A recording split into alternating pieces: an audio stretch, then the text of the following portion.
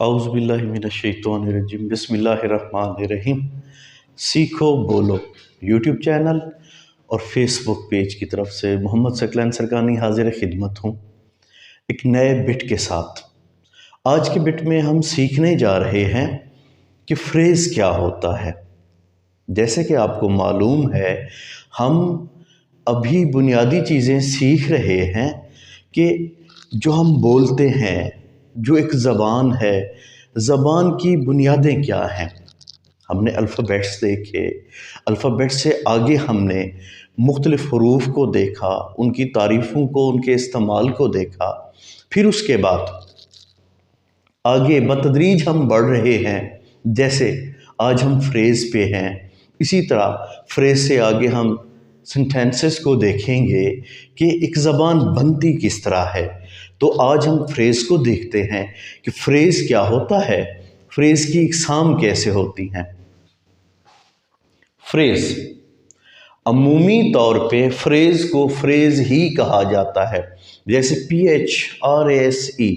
ہم یہ چیز سیکھ چکے ہیں کہ PH جو ہے یہ ایک بلینڈ ہے، کانسوننٹ بلینڈز میں ہم نے یہ چیز دیکھی کہ PH مل کر ایک نئی آواز بنائی، جس کو ہم بلینڈ سے ہٹ کر ڈائیگرافس کے نام سے بھی جانتے ہیں کہ جب دو کانسوننٹ P اور H یہ دونوں کانسوننٹ ہیں مل کر ایک اور نئی آواز پیدا کریں تو ان کو ہم ڈائیگرافس کا نام دیتے ہیں۔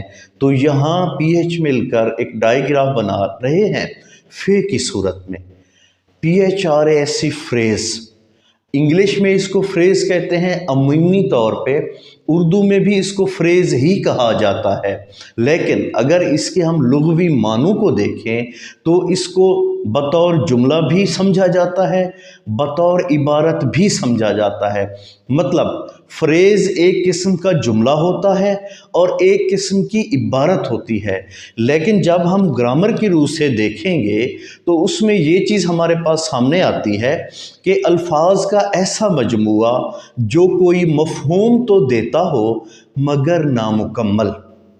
مطلب الفاظ کا یہ ایسا مجموعہ ہوتا ہے کہ جس کا ایک مفہوم تو ہوتا ہے لیکن وہ مفہوم نامکمل ہوتا ہے، مکمل نہیں ہوتا۔ یہ جملے کا ایک حصہ ہوتا ہے اور جملہ بنانے میں مددگار ہوتا ہے۔ اس سے کیا چیز سمجھ آئی؟ اس کا مطلب یہ ہے کہ یہ مکمل جملہ نہیں ہوتا، جملہ بنانے میں مدد دیتا ہے یا یہ جملے کا ایک حصہ ہوتا ہے۔ اب اگر فریز کی اقسام کی ہم بات کریں کہ فریزز کتنی اقسام کے ہوتے ہیں، اقسام کو ہم کائنڈز آف فریزز کو ہم جب دیکھتے ہیں تو سب سے پہلے ہمارے پاس ہے ناؤن فریزز، جن کو اردو میں اسمی فریز کہا جاتا ہے۔ اسی طرح دوسرے نمبر پہ ہے ایڈجیکٹو فریزز، ایڈجیکٹو فریز، توصیفی فریز۔ اچھا، یہاں یہ چیز ذہن میں لازمی رکھیے گا کہ عمومی طور پہ اس لفظ کو، عمومی طور پہ پاکستانی جو تلفظ ہے انگلش کا، اس میں ہم ایڈجیکٹو کہتے ہیں، ایڈجیکٹو۔ یہ ڈی خاموش ہے، اس کو ایڈجیکٹو نہیں پڑھنا، یہ ہے ایڈجیکٹو، ایڈجیکٹو، ایڈجیکٹو فریز، توصیفی فریز۔ اسی طرح تیسرے نمبر پہ ہے ایڈورب فریز۔ پاکستانی لہجے میں اس کو ہم ایڈورب کہتے ہیں، ایکچولی حقیقتاً یہ ایڈورب نہیں ہے، ایڈورب، آر خاموش ہے اس میں۔ کیا کہتے ہیں اس کو؟ دوبارہ پڑھیے، ایڈورب، ایڈورب، ایڈورب فریز، متعلق فعلی فریز۔ چوتھے نمبر پہ ہمارے پاس ہے پریپوزیشنل فریز، پریپوزیشنل فریز، ربطی فریز۔ اچھا، آگے ہم جب پارٹس آف سپیچ کو دیکھیں گے وہاں ہم تفصیلاً پریپوزیشنز کو پڑھیں گے، ایڈوربس کو پڑھیں گے، ایڈجیکٹیوز کو پڑھیں گے، ناؤنز کو پڑھیں گے۔ یہاں اس لیول پہ یہ سمجھنا کافی ہے کہ پریپوزیشنل فریز اس کا مطلب کیا ہے۔ جیسے یہاں ربطی لکھا ہوا ہے، پریپوزیشن کا مطلب ہی ربط پیدا کرنا ہوتا ہے، مطلب اسم کا دوسرے جملے کے ساتھ ایک ربط پیدا کرنا۔ اب ان کو مزید تفصیل میں دیکھتے ہیں کہ یہ کیا ہے۔ سب سے پہلے ہم دیکھتے ہیں کہ नाउन फ्रेज क्या होता है। अल्फाज का ऐसा मजमुआ जो नाउन या प्रोनाउन का काम देता है। कैसे? मिसाल के तौर पे टीचिंग इंग्लिश मतलब अंग्रेज़ी पढ़ाना। To sit in the sun धूप में बैठना। रीडिंग बुक्स किताबें पढ़ना। To win the match match जीतना। अब यहाँ एक चीज़ जो समझने वाली है वो ये है कि टीचिंग इंग्लिश एक नाउन है, सन नाउन है, बुक्स भी नाउन है, मैच भी नाउन है। मतलब ये है कि अल्फाज का ऐसा मजमुआ जो नाउन या प्रोनाउन का काम देता है। फ्रेज़ किसे कहते हैं? जो एक जुमला होता है लेकिन नामुकम्मल होता है, जुमला बनाने में मददगार होता है, जुमले का हिस्सा होता है, और इस हिस्से में अगर नाउन नुमाया हो, इस्म नुमाया हो तो इसको नाउन फ्रेज़ कहते हैं। जुमले का ये जो टुकड़ा है जिसमें नाउन नुमाया हो, इसको इस्म या नाउन फ्रेज़ का नाम दिया जाता है या इसमी फ्रेज़ का नाम दिया जाता है उर्दू में। Teaching English, to sit in the sun धूप में बैठना, रीडिंग बुक्स किताबें पढ़ना, टू विन द मैच जीतना। इसी तरह हम एडजेक्टिव फ्रेज़ को देखते हैं, मतलब तौसीफ़ी जो फ्रेज़ है, जो जुमला है, उसको हम देखते हैं। अल्फाज का ऐसा मजमुआ जो एडजेक्टिव का काम देता हो, मतलब जो सिफत बयान कर रहा हो। एडजेक्टिव को हम तौसीफ़ी या सिफत वाला कहते हैं कि जिसमें किसी चीज़ की अच्छाई बुराई, छोटा बड़ा होना या रंग का ज़हर होना ज़ाहिर हो। मिसाल के तौर पे with a powerful army, with a powerful army, with long hair, in blue shirt, with green dress.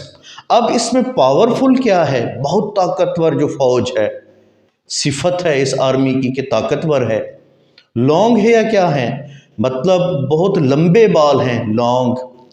Blue shirt क्या है? नीले रंग की शर्ट है। ग्रीन ड्रेस क्या है? सब्ज रंग का जो लिबास होता है। तो इसमें नुमाया चीज़ क्या हुई? नुमाया ये हुई पावरफुल सिफत, आर्मी की सिफत नुमाया हुई कि एक मजबूत आर्मी के साथ, मजबूत फौज के साथ, लंबे बालों के साथ, नीली शर्ट में और सब्ज लिबास के साथ। अब इसमें जो चीज़ नुमाया है वो सिफत है, ग्रीन, ब्लू, लॉन्ग, पावरफुल। तो इस तरह के जो भी जुमलों के टुकड़े होते हैं, इबारत होती है, फ्रेज़ होता है, उस फ्रेज़ को एडजेक्टिव फ्रेज़ का नाम दिया जाता है। इसी तरह तीसरे नंबर पर हमारे पास है एडवर्ब फ्रेज़। जैसे कहा गया है इसको एडवर्ब नहीं पढ़ना, एडवर्ब फ्रेज़ मतलब मुतअल्लिक फ़ेली फ्रेज़। अल्फाज का ऐसा मजमुआ जो एडवर्ब का काम देता है, मतलब एडवर्ब की तरह दिखता है, एडवर्ब की तरह काम करता है। ऐसा जुमला, ऐसा फ़िक्रा, जुमले का ऐसा हिस्सा जिसमें एडवर्ब नुमाया हो। इससे पहले हमने देखा था एडजेक्टिव नुमाया था, उससे पहले हमने देखा था नाउन नुमाया था, अब यहाँ एडवर्ब नुमाया होगा। एडवर्ब को तफसीलन हम पार्ट्स ऑफ स्पीच में देखेंगे कि क्या होते हैं। यहाँ ज़िमनी तौर पे थोड़ा सा इतना जान लेना काफ़ी है कि एडवर्ब पता देते हैं मौके का, पॉइंट का, बड़े छोटे होने का, मतलब उसकी नोयत, किस्म का, कैफियत का। मिसाल के तौर पे with great care, with great care बहुत ज़्यादा एहतियात के साथ। In a civilised manner, in a civilised manner बड़ी शाइस्तगी के साथ, बड़े सुलझे हुए तरीके के साथ। ऑन दिस स्पॉट इस जगह पर। अब यहाँ विद ग्रेट केयर हमने देखा कि कैसी एहतियात, कम या ज़्यादा? बहुत ज़्यादा। तो ये जो ग्रेट है एडवर्ब है। सिविलाइज्ड मैनर सिविलाइज जो है वो एडवर्ब का यहाँ किरदार अदा कर रहा है। This on this spot, this जो है ये एडवर्ब का किरदार अदा कर रहा है। तो इन तीनों जुमलों में जो चीज़ नुमाया है वो एडवर्ब है। अब इस तमाम जुमले को हम एडवर्ब फ्रेज का नाम देते हैं कि जिसमें एडवर्ब नुमाया है। इसी तरह चौथे नंबर पे हमारे पास है प्रीपोजिशनल फ्रेज, मतलब रब्ती फ्रेज। तफसीलन प्रीपोजिशंस को हम पार्ट्स ऑफ स्पीच में देखेंगे। यहाँ इतना समझ लेना काफ़ी है कि प्रीपोजिशन रब्त को कहते हैं वो अल्फाज जो किसी नाउन का, सब्जेक्ट का दूसरे जुमले के हिस्से से राब्ता पैदा करते हैं, उसको रब्त या प्रीपोजिशन का नाम दिया जाता है। प्रीपोजिशनल फ्रेज क्या होते हैं ये हम देखते हैं कि अल्फाज का ऐसा मजमुआ जो किसी प्रीपोजिशन से शुरू हो और किसी नाउन या प्रोनाउन पर ख़त्म हो। कैसे, इसको देखते हैं। आफ्टर लंच टाइम मतलब दोपहर के खाने के बाद।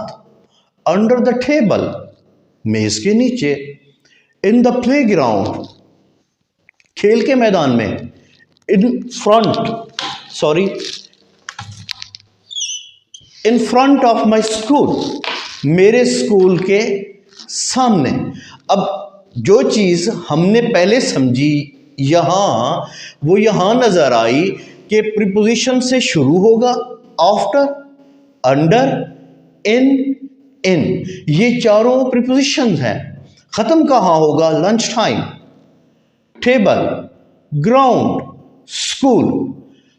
किसी नाउन, इस्म या प्रोनाउन पर ख़त्म होगा। मतलब ये है प्रीपोजिशनल फ्रेजेस या रब्ती फ्रेज वो होता है, उसकी खासियत ये है कि उसमें प्रीपोजिशन नुमाया होती है, नंबर एक। नंबर दो ये होता है कि वो प्रीपोजिशन से शुरू होता है और नाउन या प्रोनाउन पर ख़त्म होता है। प्रीपोजिशन से शुरू होता है, नाउन या प्रोनाउन पे ख़त्म होता है। तो आज की हमारी जो गुफ्तगू थी, आज की हमारी जो डिस्कशन थी वो फ्रेज़ के हवाले से थी। फ्रेज़ क्या होता है?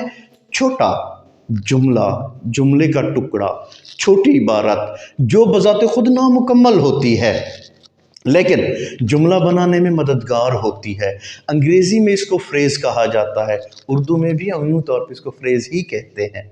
सिर्फ लुग़वी तौर पे समझने समझाने के लिए बताया गया है कि इसको जुमला या इबारत भी कहा जाता है। इसकी इकसाम देखी हमने 4। आज के लिए इतना ही। अगले बिट के लिए अगर आज की ये गुफ्तगू अच्छी लगी हो, चैनल को लाइक कीजिए, सब्सक्राइब कीजिए, दोस्तों के साथ शेयर कीजिए। अगले बिट के साथ तक अस्सलाम वालेकुम व रहमतुल्लाहि व बरकातुहू।